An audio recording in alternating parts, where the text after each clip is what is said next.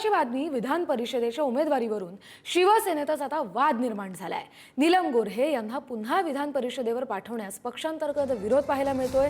पुणे जिल्हा महिला आघाडीचे उपमुख्यमंत्री एकनाथ शिंदे यांना पत्रही पाहायला मिळतंय। नीलम गोऱ्हे यांना पुन्हा विधान परिषदेवर पाठवू नये अशी मागणी करण्यात आली आहे। 4 वेळा विधान परिषदेवर जाऊन सुद्धा नीलम गोऱ्हे यांनी संघटना आणि पक्षवाढीसाठी काहीही काम केलं नसल्याचा महिला आघाडीने आरोप केलाय। अधिकचा अपडेट घेऊया आपले प्रतिनिधी पंकज दळवी यांच्याकडून। पंकज, विधान परिषदेच्या निवडणुकीचे वारे आता जोरात व्हायला लागल्यात हे याच्यावरून स्पष्ट होतं।